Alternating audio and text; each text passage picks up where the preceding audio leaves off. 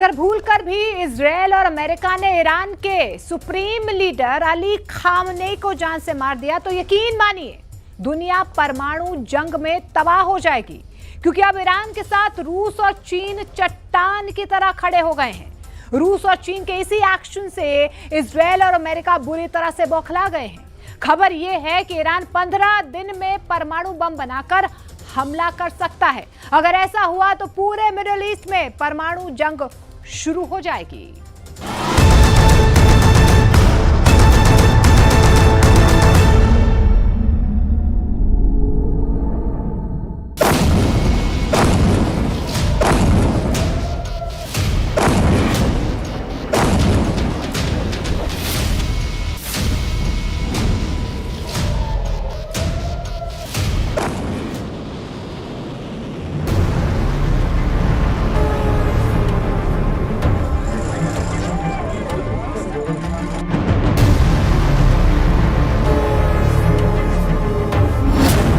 डरपोक निकले ट्रंप, फंस गए नेतन्याहू।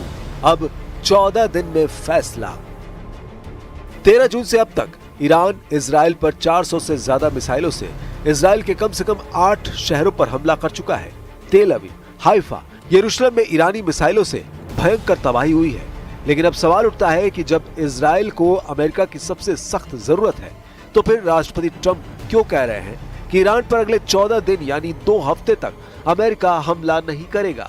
ट्रंप के इस ताजे बयान और ईरान के भीषण हमले और इजराइल सेना का कमजोर पड़ता एयर डिफेंस सिस्टम इजराइल के वजूद पर भारी पड़ने लगा है। हम आपको दिखाने जा रहे हैं कि कैसे पिछले 56 घंटों में रूस के राष्ट्रपति पुतिन और चीन के राष्ट्रपति शी जिनपिंग ने पूरी दुनिया को संदेश दे दिया है कि अब ईरान बिल्कुल भी अकेला नहीं है। युद्ध में रूस और चीन ईरान की सीधी मदद करने लगे हैं, यानी जंग में अब हालात पूरी तरह से विध्वंसक हो चुके हैं।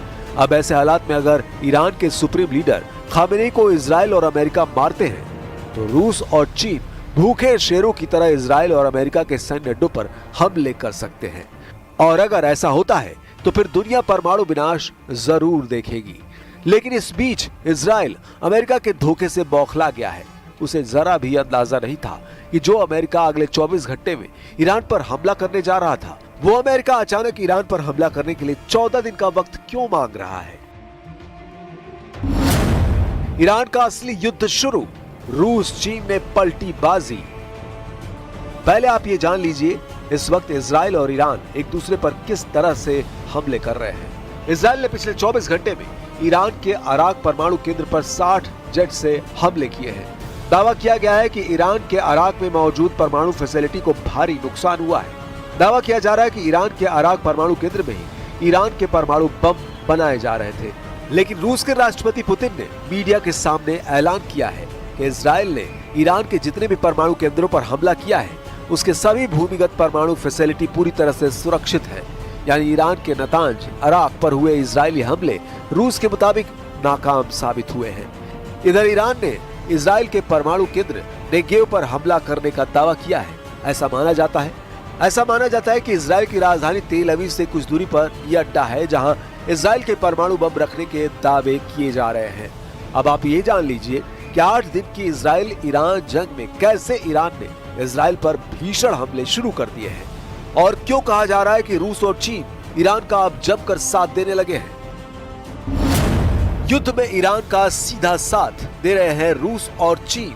चीन और रूस से तेजी से ईरान पहुंचा रहे हैं हथियार। रिपोर्ट में दावा किया गया है ईरान को बचाने के लिए चीन ने समंदर में जासूसी युद्धपोत तैनात कर दिए हैं। रूस ने ऐलान किया है कि अगर ईरान के सुप्रीम लीडर अली खामेनेई को मारा तो होगा भयंकर सर्वनाश। इजरायली मीडिया में दावा किया गया है कि 15 दिन में परमाणु बम से हमला कर सकता है ईरान। वॉशिंगटन में आपातकाल मीटिंग हुई है क्योंकि ईरान के पलटवार से सख्ते में है ट्रंप। ईरान, रूस, चीन से घबराकर ट्रंप ने 14 दिन तक ईरान पर हमला न करने का फैसला लिया है।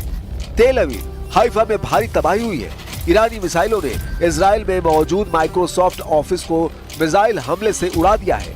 इजराइल के परमाणु अड्डे नेगेव पर ईरान ने मिसाइल से हमला करने का दावा किया है। खबर यह भी कि ईरान के डर से अमेरिका ने कतर के अड्डे से 40 में से 37 जेट हटा दिए हैं। ईरान की सेजिल मिसाइल ने इजराइल में मचाई तबाही। ईरान के फोर्दो परमाणु अड्डे को कैसे तबाह करेंगे अमेरिका इजराइल, इसे लेकर तेल अवीव से लेकर वॉशिंगटन तक मीटिंग हो रही है। ईरान के भीषण मिसाइल हमलों को रोकने के लिए हर दिन इजराइल को 2500 करोड़ रुपए खर्च करने पड़ रहे हैं। ऐसा दावा वॉल स्ट्रीट जर्नल की रिपोर्ट में किया गया है। ईरान के विदेश मंत्री अब्बास अरागची ने दो टूक कह दिया है कि जब तक इजराइल हमले नहीं रोकेगा कोई बातचीत नहीं होगी। تکلیف رو بگذارید روشن بکنم. ما در شرایط حاضر و در شرایطی که تهاجمات رژیم صهیونیستی ادامه داره خواهان مذاکره با هیچ کسی نیستیم و آمریکا یعنی در خصوص این موضوع با هیچ کسی ما خواهان مذاکره نیستیم. آمریکایی‌ها خواهان مذاکره هستند، چند بار هم پیام دادن، پیام‌های خیلی جدی هم دادند، ولی ما صراحتاً به اونها گفتیم که تا وقتی که این تهاجم و تجاوز متوقف نشه ईरान ने इजराइल के बिरशेबा शहर पर सुबह बैलिस्टिक मिसाइल से हमला किया है। टाइम्स ऑफ इजराइल की रिपोर्ट के मुताबिक मिसाइल माइक्रोसॉफ्ट ऑफिस के नजदीक गिरी, इससे कई कारों में आग लग गई, आसपास के घरों को भी नुकसान पहुंचा, इसमें 6 लोग घायल हो गए हैं। ये लगातार दूसरा दिन है जब बिरशेबा शहर पर मिसाइल हमला हुआ है। इससे पहले 19 जून को भी ईरान ने बिरशेबा के एक अस्पताल पर मिसाइल दागी थी, जिसमें 50 से ज्यादा लोग घायल हो गए थे।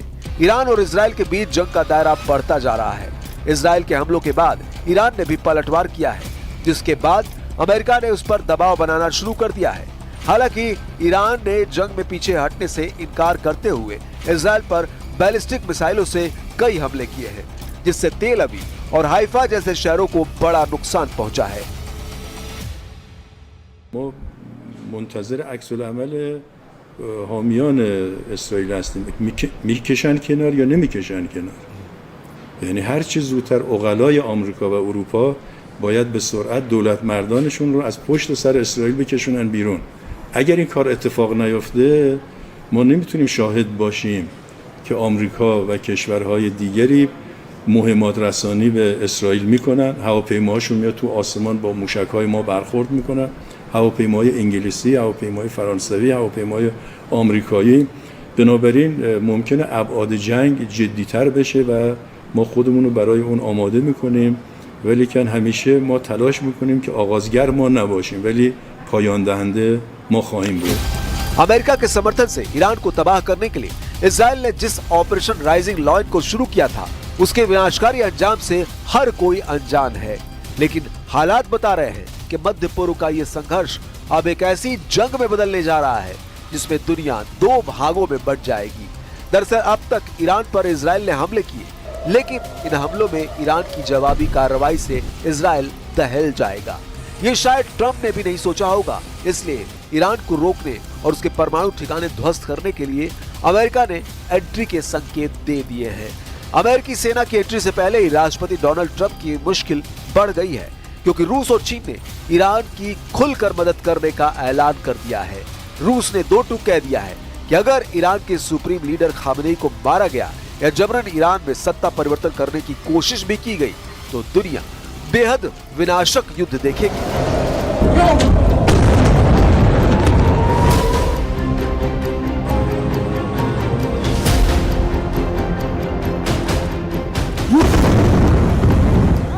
Ну, если мы вспомним с вами встречу, которую накануне провел президент Путин с руководителями международных информационных агентств, когда ему задали вопрос по этой теме, он сказал: «Я даже не хочу об этом говорить». И это говорит о том, что, конечно, это является совершенно неприемлемым. Сама постановка такого вопроса является для нас неприемлемым. Мы считаем, что это непозволительно вести такие разговоры и тем более непозволительно предпринимать такие действия. डरपोक निकले ट्रंप, फंस गए नेतन्याहू, रूस चीन का डबल प्लान एक्टिव। इजराइल के हमले से नहीं बल्कि इस युद्ध की दिशा ट्रंप के बयान के बाद बदली है। इजराइल के हमले का जैसे ही ईरान ने जवाब दिया, ट्रंप ने ईरान के खिलाफ एक चेतावनी जारी की। रूस और चीन की खामोशी ने इजराइल और अमेरिका का हौसला बढ़ा दिया था, पर अब 2 गतिविधियों ने इजराइल अमेरिका का हौसला पस्त कर दिया है। इनमें पहली गतिविधि है युद्ध के बीच चीन के कार्गो प्लेन का ईरान पहुंचना और दूसरी गतिविधि है ईरान के सहयोगी के रूप में रूस की हलचल। चीन के मालवाहक विमान तेहरान में उतरे हैं। इन विमानों ने ट्रांसपोर्टर बंद करके लैंडिंग की है, जिससे पता चलता है कि चीन ने कार्गो प्लेन में जंग के लिए हथियार भेजे हैं और इन हथियारों में एयर डिफेंस सिस्टम भी शामिल है। चीन खुलकर इजराइल यूएस के विरोध में उतर चुका है। इसका सीधा मतलब है कि ईरान और चीन के बीच गुप्त रूप से हथियारों का सौदा हुआ है और इस डील को इजराइल के हमलों को अवैध बताकर पूरा किया जा रहा है। चीन के विदेश मंत्री वांग यी के अनुसार ईरान पर इजराइल के हमले अंतर्राष्ट्रीय कानून और अंतर्राष्ट्रीय संबंधों को नियंत्रित करने वाले नियमों का उल्लंघन करते हैं। शांति स्थापित करने के लिए ओमान और अन्य देशों के साथ चीन संचार स्थापित करेगा। इसका मतलब है कि चीन खुलकर इजराइल और अमेरिका के विरोध में आ गया है और दूसरी तरफ रूस ने भी ईरान का साथ देने का संकेत दे दिया है। रूस ने अमेरिका के लिए चेतावनी भी जारी कर दी है, जिसमें कहा गया है कि ईरान पर अमेरिका हमला न करे। अगर यूएस ने हमला किया तो मध्य पूर्व अस्थिर हो जाएगा, जबकि इजराइल के हमले परमाणु विनाश का खतरा खड़ा कर रहे हैं। यानी स्थिति दिन ब दिन बिगड़ती जा रही है, जिसका प्रमाण अमेरिका की एक गतिविधि से भी मिलता है।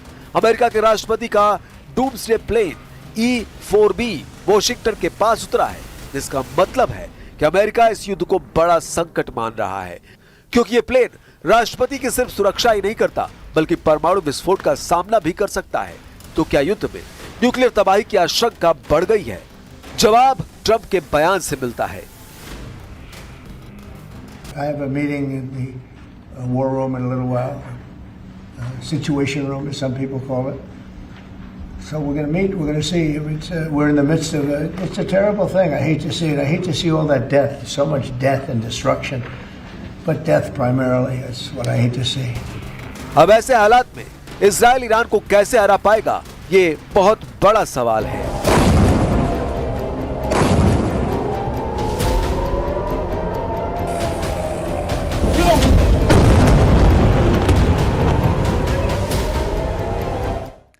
ईरान जिस तरह से पूरे इजराइल पर मिसाइल हमले कर रहा है, उसने प्रधानमंत्री नेतन्याहू के होश उड़ा दिए हैं। आप इसी बात से अंदाजा लगा सकते हैं कि ईरान के तूफानी हमलों से घबराकर पीएम नेतन्याहू, इजराइल के रक्षा मंत्री काट्स और इजरायली सेना के प्रमुख इयाल जमीर वॉशिंगटन में राष्ट्रपति ट्रंप से उन्होंने मुलाकात की है। खबर यह भी है कि ईरान जिस तरह से सीजर जैसी बैलिस्टिक मिसाइलों से हमला कर रहा है, उससे इजराइल के होश फाख्ता हो गए हैं।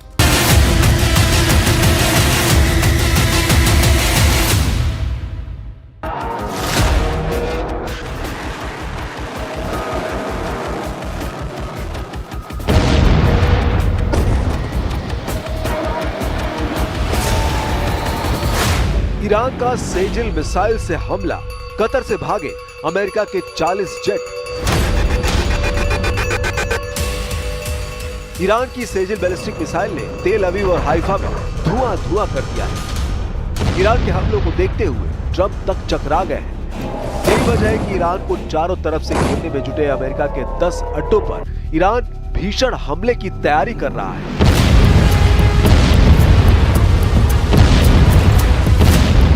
ईरान की तसन्निम न्यूज का दावा है कि ईरान ने अमेरिका के मिडिल ईस्ट में मौजूद 10 अड्डों को तबाह करने का प्लान बना लिया है। यही वजह है कि अमेरिका ने इराक के बगदाद में सैनिक बेस को तेजी से खाली करना शुरू कर दिया है, जबकि कतर में मौजूद अमेरिका के सैन्य अड्डे पर तैनात 40 जेट में से 37 जेट को अमेरिकी सेना ने ईरान हमले के डर से हटा दिया है। ईरान ने 19 जून 2025 को इजराइल पर सेजिल मिसाइल दागी, जो 2 चरण वाली ठोस ईंधन बैलिस्टिक मिसाइल है। इसकी रेंज 2000 किलोमीटर और वॉरहेड 500 से 700 किलोग्राम है। ये इसका पहला युद्धक इस्तेमाल था। इजराइल ने इसे नष्ट करने का दावा किया। ईरान का यह हमला एक रणनीतिक संदेश था, जिससे क्षेत्रीय तनाव बढ़ सकता है।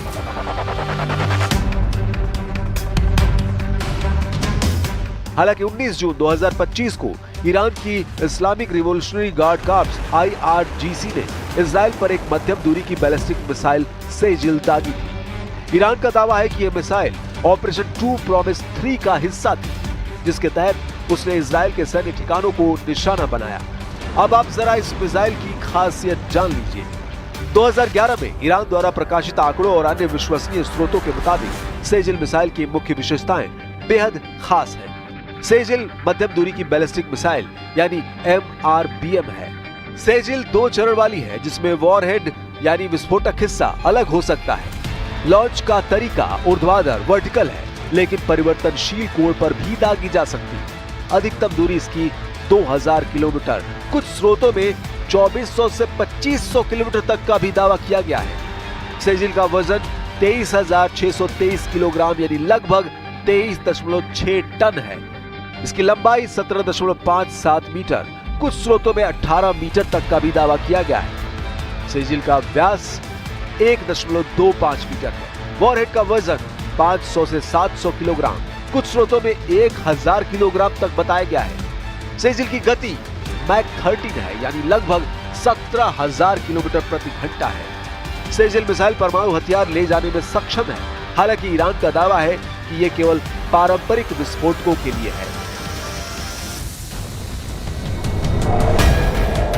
इधर ईरान और इजराइल की भीषण जंग ने दुनिया को बांटना शुरू कर दिया है। रूस, चीन और तुर्की ने इजराइल का खुलकर विरोध करना शुरू कर दिया है और साफ चेतावनी इजराइल और अमेरिका को दी है कि ईरान पर हमले बंद करो, वरना अंजाम बुरा हो सकता है। ईरान में अयतुल्ला अली खामेनेई की सत्ता रूस के लिए बहुत अहम है। एक्सपर्ट्स बताते हैं कि ईरान की बर्बादी रूसी राष्ट्रपति व्लादिमीर पुतिन के लिए न सिर्फ सामरिक झटका होगी, बल्कि उनकी इज्जत पर एक बदनुमा दाग भी लगा देगी। ईरान रूस का अहम आर्थिक और सैन्य साझेदार है। रूस ने ईरान में अरबों डॉलर का निवेश कर रखा है। खामेनेई की सत्ता रूस को मध्य पूर्व में एक विश्वसनीय आधार प्रदान करती है। अमेरिका और उसके सहयोगियों के खिलाफ दोनों ने साझा मोर्चा बना रखा है। खामेनेई का शासन रूस की भू राजनीतिक और आर्थिक रणनीति का एक महत्वपूर्ण हिस्सा है। ईरान का अगर पतन होता है तो रूस के लिए ये सीरिया से भी बड़ा झटका होगा। उधर ईरान के परमाणु बम पर हैरान करने वाला दावा अंतर्राष्ट्रीय परमाणु ऊर्जा एजेंसी ने किया है।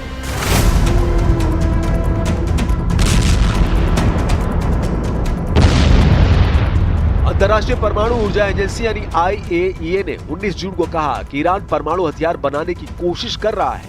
इसका कोई सबूत नहीं मिला है। IAEA के डायरेक्टर राफेल ग्रासी ने अल जजीरा को इंटरव्यू में ये ताजे दावे किए हैं। ऐसे हालात में सवाल उठता है तो फिर अमेरिका की शह पर इजराइल ईरान पर खूनी हमले क्यों कर रहा है? इधर रूस ने ईरान और इजराइल जंग में अमेरिका की दखलंदाजी को लेकर चेतावनी दी है। रूसी समाचार एजेंसी इंटरफैक्स के मुताबिक क्रेमलिन के प्रवक्ता दिमित्री पेस्कोव ने कहा कि अगर अमेरिका ईरान और इजराइल के बीच चल रहे संघर्ष में दखल देता है तो इससे हालात और ज्यादा बिगड़ सकते हैं और तनाव खतरनाक स्तर तक पहुंच सकता है। पिछले 8 दिनों से इजराइल और ईरान के बीच जंग जारी है, लेकिन आज तक जिस इजराइल के एयर डिफेंस सिस्टम आयरन डोम की दुनिया में तूती बोलती थी, इन 8 दिनों में ईरान ने अपने मिसाइल हमलों से उसकी हवा निकाल कर रखी है। जैसे जैसे संघर्ष 8वें दिन तक बढ़ रहा है, इस आयरन डोम एयर डिफेंस सिस्टम के प्रदर्शन पर सवाल उठने लगे हैं। सवाल ये भी उठ रहा है कि क्या ये लंबी जंग की स्थिति का सामना कर सकता है।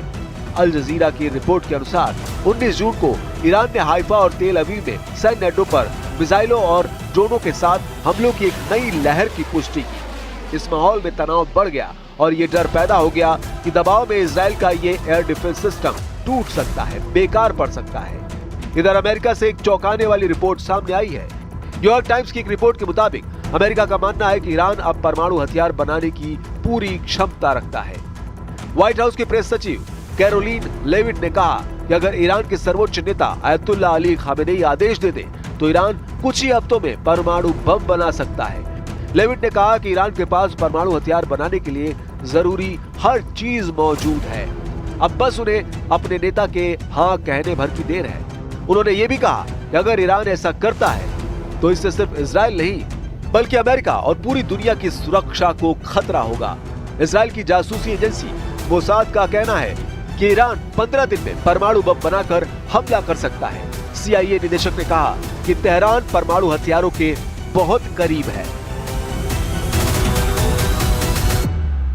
I have a message directly from the president, and I quote, "Based on the fact that there's a substantial chance of negotiations that may or may not take place with Iran in the near future, I will make my decision whether or not to go within the next 2 weeks." That's a quote directly from the president for all of you today. अब ऐसे हालात में आप अंदाजा लगा सकते हैं कि ईरान के साथ जिस मजबूती से रूस और चीन खड़े हो गए हैं, ऐसे हालात में इजराइल अमेरिका के बिना ये जंग कभी नहीं जीत सकता है। अब अगर अमेरिका जंग में कूदता है तो परमाणु जंग को टालना बेहद मुश्किल होगा।